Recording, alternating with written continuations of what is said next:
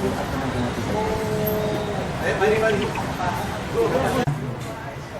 ini mari kita ke depannya ini bersama-sama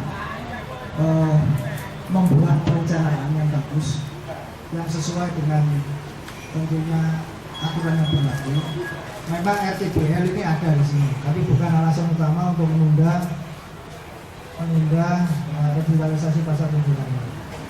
Jadi yang harus diperhatikan adalah yang pertama, di pasar mau apa, pedagang mau apa, kita memfasilitasi, karena pemerintah kota ini yang punya di pasar.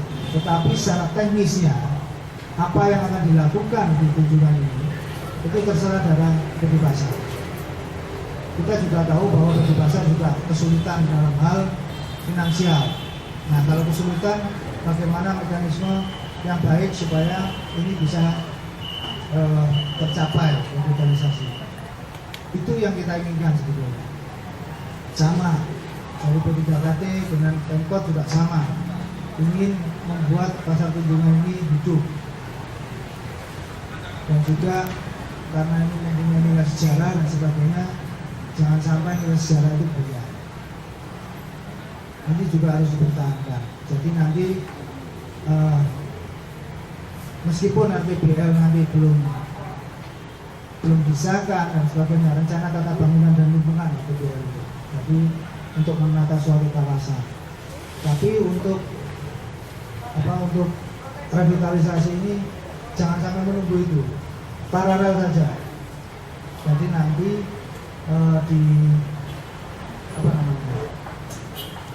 visibility tadi.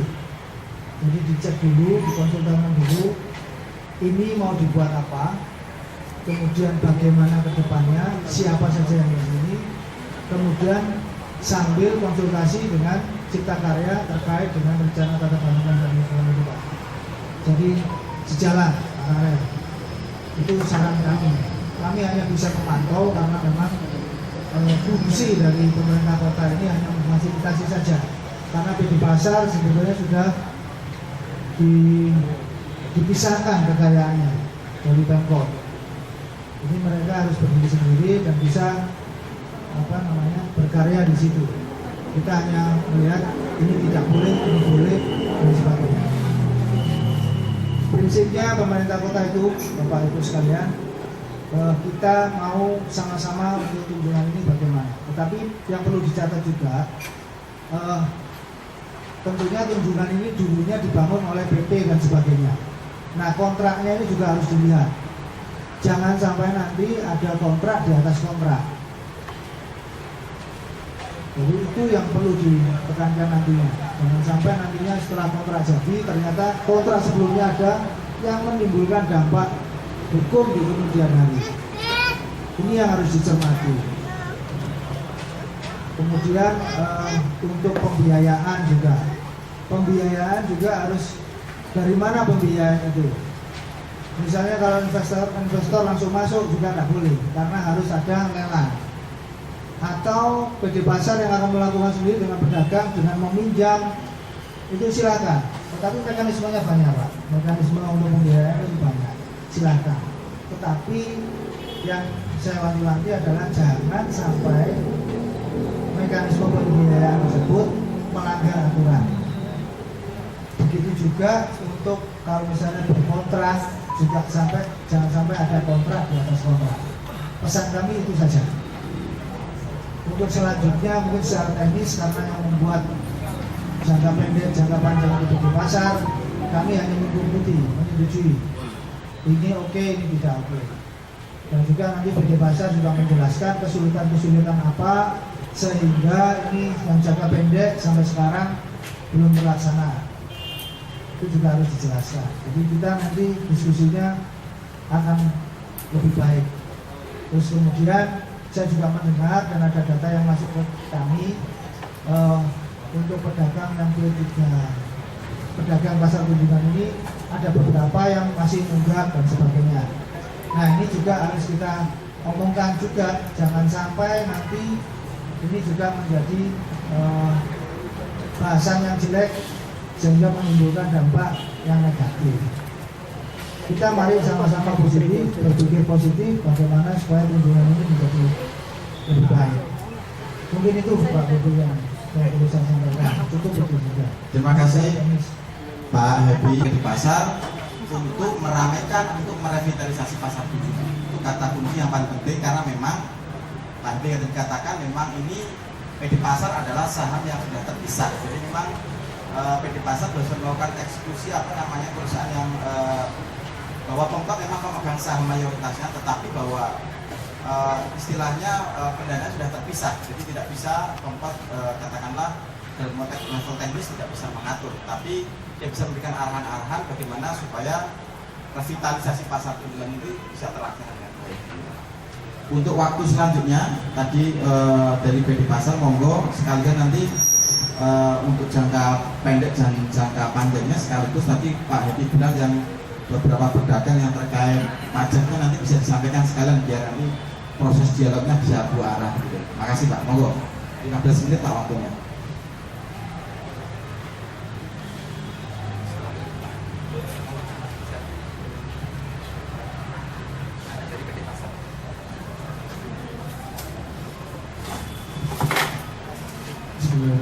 Assalamualaikum warahmatullahi wabarakatuh. Yang saya hormati Pak Happy dari perwakilan dari Pemkot, kemudian Pak Tony dari Dewan, kemudian dari pedagang-pedagang pasar kunjungan yang saya tidak bisa sebutkan satu persatu, entah itu karena saya kenal atau saya tidak kenal, tanpa mengurangi rasa hormat saya. Langsung saja terkait dengan proposal. Ya, program kerja yang akan kita lakukan yang sudah kita ajukan ke Ombudsman beberapa hari yang lalu, karena saat ini adalah agendanya penjelasan. Ini seperti penjelasan dari rencana jangka pendek dan jangka menengah. Saya ingin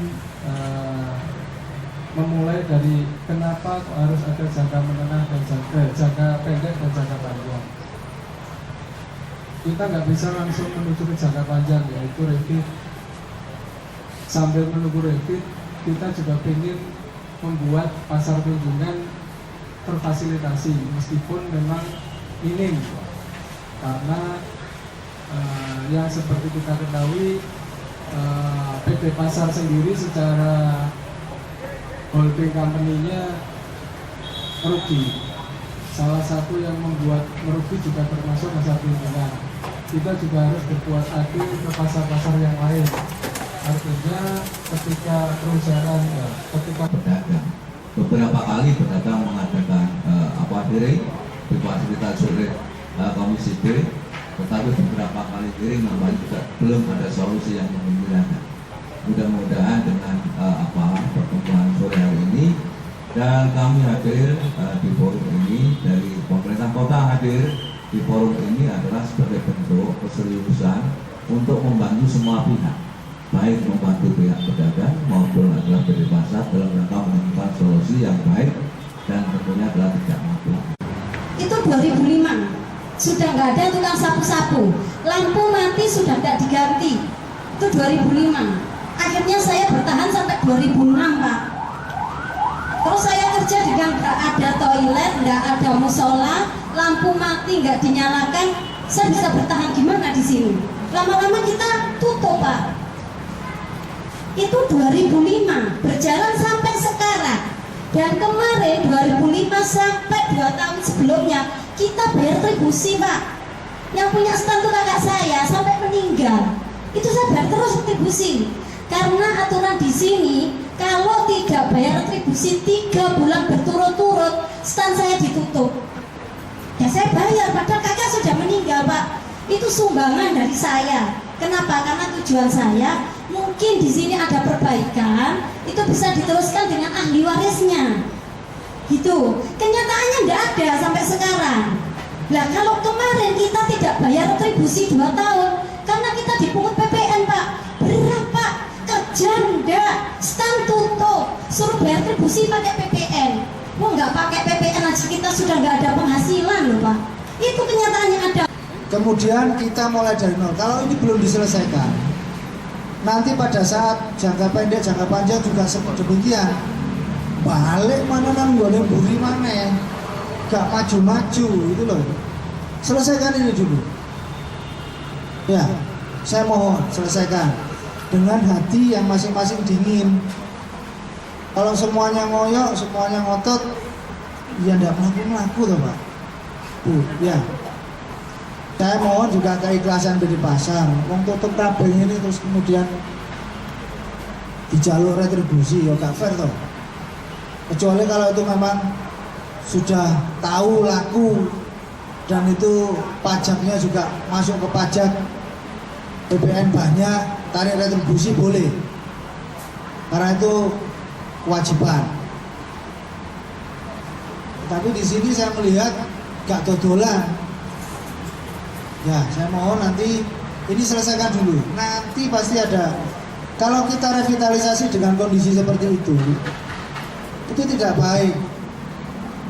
Nanti akan dimanfaatkan oleh orang lain, masuk memperkeruh, akhirnya pedagang gak oleh apa-apa, Pemkot hilang gedungi, hilang tanah.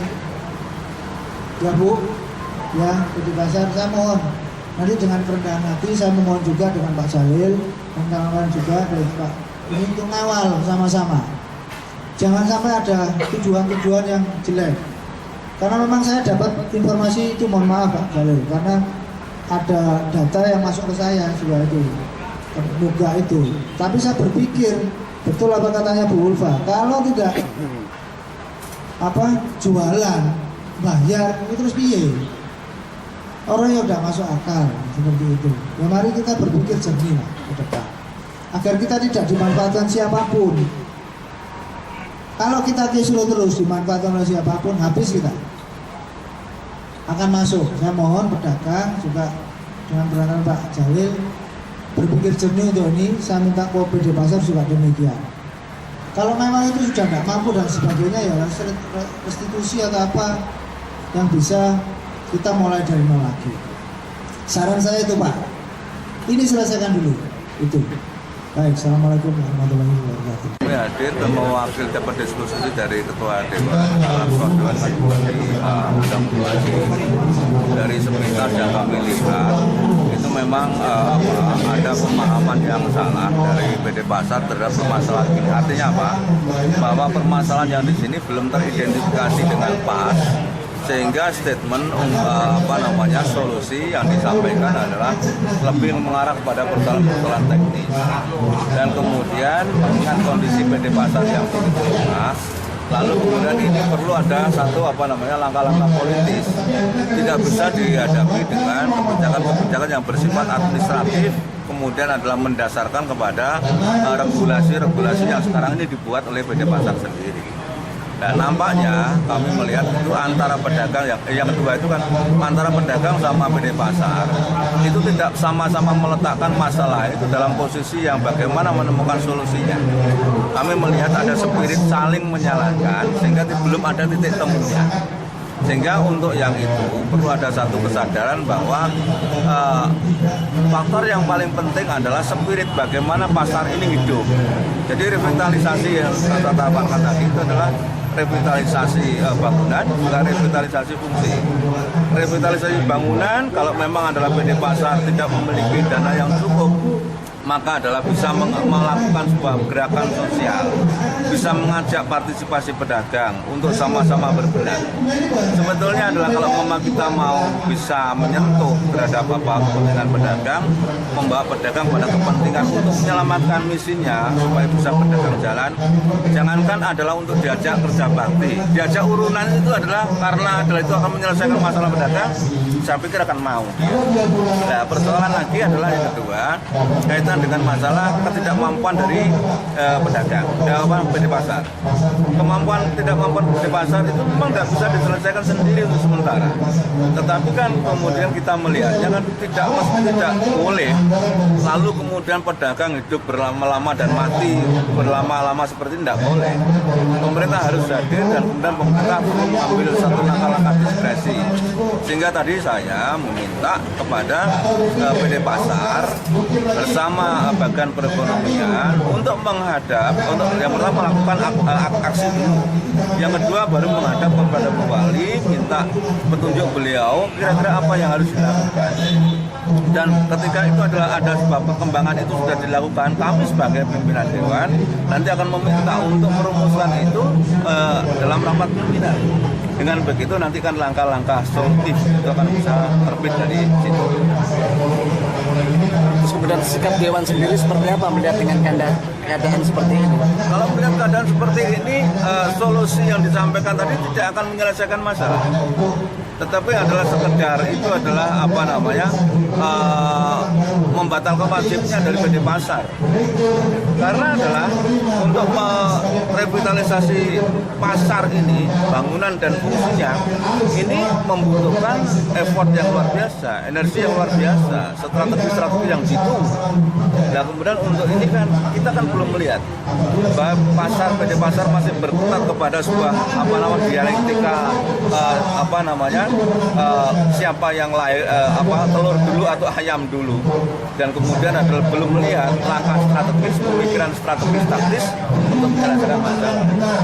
Kalau menurut saya adalah sudah kita letakkan aja, kalau memang PD Pasar adalah tidak mampu, kemudian adalah bilang kepada pemerintah kota terus terang, kalau kemudian usulan pedagang tadi adalah untuk dilepaskan dari asetnya pasar, maka biarkan Pemkot dan bagian ekonomi yang mengambil.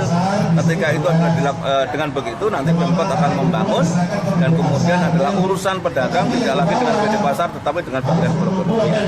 Itu salah satu juga saya pikir pemikiran solutif yang bisa kita tawarkan. Intinya PD Pasar Surya, Dewan menilai tidak kemampuan PD Pasar Surya gitu, Pak? Iya, kalau melihat tadi kan kami melihatnya begitu. Ya. Yang pertama bahwa kita itu sama-sama ingin kunjungan ini baik. Pemkot juga ingin baik, pedagang juga ingin baik. Bagaimana caranya? Karena memang ternyata ada 1-2 hal yang terkait masalah revisi dan sebagainya ini harus diselesaikan dulu. Tapi jangan ada kesan negatif dulu antara pedagang dengan PD Pasar. Kita mendukung untuk revitalisasi ini. Jadi ya seperti yang dikatakan Pak Tony tadi, revitalisasi fungsi, revitalisasi bangunan itu harus jalan. Jangan hanya setelah dibangun kemudian fungsinya sebagai pasar, fungsinya yang diinginkan oleh pedagang dan PD Pasar tidak jalan. Jadi itu. Kemudian batasan-batasan yang kita berikan kepada PD Pasar adalah karena kami pemegang saham, bukan pemegang saham, hanya menyarankan Pak, karena PD Pasar sudah terpisah daripada Pemkot untuk aset. Kita menyarankan ke PD Pasar supaya apa yang dilakukan itu tidak menabrak aturan-aturan yang sudah berlaku, baik untuk mencari investor maupun kontrak-kontrak yang sudah ada. Jangan sampai yang kontrak-kontrak yang sudah ada itu juga diabaikan. Harus dicek betul bagaimana agar nantinya setelah revitalisasi jangan menimbulkan dampak hukum selanjutnya. Itu saja. Artinya Pemkot juga akan melakukan revitalisasi hari ini, Pak? Gitu. Bukan, kan ini kan asetnya pasar. PD Pasar. PD Pasar, bukan asetnya Pemkot sebetulnya. Jadi PD Pasar tidak akan melakukan revitalisasi. Ya, jadi sesuai tadi kesepakatannya, kita lihat nanti kesepakatannya bagaimana antara pedagang dengan PD Pasar. Karena kewenangan teknis itu ada di PD Pasar. Karena pemerintah kota itu sudah menyerahkan aset itu ke PD Pasar. PD Pasar harus mengelola. Betul apa yang dikatakan pedagang tadi, direksi itu harus berpikir supaya ini bisa hidup. Bagaimana caranya supaya ini hidup? Itu betul. Bagaimana kalau misalnya terus tidak hidup terus kemudian mengharapkan laba ya tidak mungkin loh. Kalau ini tutup terus. Nah bagaimana caranya ini bisa hidup sehingga retribusi itu bisa diambil. Asas keadilannya juga harus dicek. Gitu. Artinya rehabilitasinya nggak sebagian atau memang total, Pak? Mungkin. Monggo silakan ke PD Pasar. Itu ranahnya PD Pasar karena kita hanya membina saja, melihat sampai sejauh mana, nabrak aturan atau tidak. Pasar Tunjungan kayak gini ini tutup semua juga harus wajib untuk membayar itu. TPN loh? Iya. TPN itu tanpa pandang bulu, Pak. Iya. TPN loh ya? Jadi kalau seumpama tarifnya kita turunkan masih mungkin, tapi kalau PPN-nya tarif diturunkan pun prosedurnya cukup panjang. Kalau kita pengennya bangun tapi ya memang nggak seberapa besar. Bangunnya yang sifatnya hanya untuk pembenahan sementara. Seperti itu. Artinya bukan revitalisasi total, hanya renovasi aja. Kita punya jangka pendek, jangka panjang, tapi jangka pendeknya mereka nggak mau ya gimana lagi. Gitu kan. Jangka pendeknya seperti apa Pak yang direnovasinya? Nilai berapa rencana? Nilainya berapa? Nilainya sekitar 60 sampai 70 juta. Kita punya rencana sudah kita lakukan beberapa ini seperti penataan lahan parkir ini sebelumnya belum seperti ini. Karena awalnya yang dikeluhkan adalah lahan parkir, lahan parkir. Dengan anggaran segitu apa saja sih Pak? Di luar atau di dalam gimana? Secara Ya musola, toilet, terus kemudian pengadaan fasilitas tempat sampah, kebersihan, listrik, terus kemudian apa tadi? lampu. Beberapa atap, ya listrik itu lampu, maksudnya listrik, lampu. Atap. Berapa? Atap. Atap tidak semuanya, memang atapnya memang tambah sulam karena kalau semuanya juga terlalu mahal. Kita menyeimbangkan apa yang diperoleh di sini dengan yang dibelanjakan di sini. Pak, dengan ada rencana PT Pasar seperti itu, ini mendapat penolakan dari pedagang, bahwa pedagang menginginkan tetap yaitu revitalisasi total. Nah, ini tanggapan dari PPPS seperti apa? Ya nggak apa-apa kan, kita memang cari solusi. Kalau memang sebenarnya yang kita berikan itu bukan serial, jadi bisa jalan bareng sambil menunggu revitalisasi jalan jangka pendek, tapi kita nggak mau kalau ada, sebenarnya kan nggak mengurangi waktu, nggak menghabiskan waktu, mau namanya satunya tetap jalan, satunya tetap panjangnya juga tetap jalan. Di renovasi ini, pembenahan ini nantinya ada tahapan gitu Pak? Yang mana? Yang sekarang nih, jangka pendek. Jangka pendek ini rencananya selesai di Agustus kalau nggak salah, Agustus atau September, pokoknya atap itu harus musim hujan selesai. Maksudnya setelah musim hujan baru dikerjakan. Artinya setelah itu nanti berlanjut ke jangka panjang, itu maksudnya? Oh bukan, jangka panjang sama paralel itu gimana ya? Jalan bareng gitu loh. Sekarang jangka pendek jalan, jangka panjangnya juga jalan. Tapi ini tadi sepertinya nggak usah jangka pendek, sudah. Bukan kok ya, bukan kok total, jangka panjang pun ada tahapannya, ada visibility study, terus kemudian ada pencarian dana, anggaran pendanaannya dari mana, itu kan juga perlu waktu. Nah, maksud kami awalnya jangka pendeknya itu untuk menunggu sampai ketemu realisasi bangunan fisik.